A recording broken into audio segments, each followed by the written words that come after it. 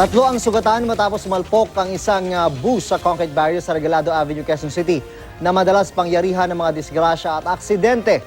Depensa ng driver, may iniwasan siyang jeep at mga tumatawid sa kalsada. Ang mainit na balita, hatid ni Bam Alegre. Isang bus na naman na biyaheng Fairview ang bumangga sa concrete barrier sa gitna ng Regalado Avenue sa Quezon City pasado alas 7 kagabi.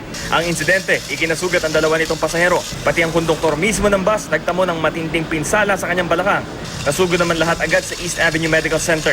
Sa pag-iimbestiga ng Quezon City Police, nila hindi raw nakita ng driver ang barricade kaya inararo niya ito. Sa pagpapaliwanag ng driver na si Jovito Benaventura, meron daw siyang iniwasang mag-ina na tumatawid. Bagong lagay lang din daw ang mga barrier sa lugar at hindi raw reflectorized kaya mahirap makita. Yung jeep huminto bigla rin sa kalagitnaan ng karsada. Ginawa ko, iniwasan ko siya. Pag iwas ko naman, nakita ko naman ngayon yung dalawang mag-ina tumatawid. Nagdoble iwas ako ngayon.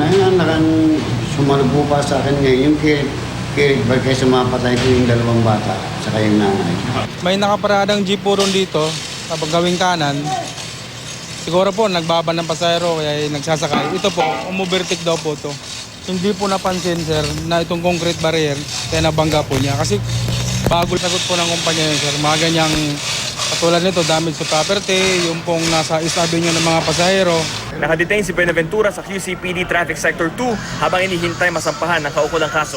Depende po kung magpapail po ng reklamo yung pasahero na nasaktan, pwede po siyang makasuha ng reckless imprudence resulting in physical injury.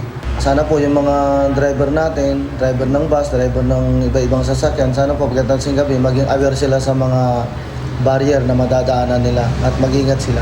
Bam Alegre, GMA News.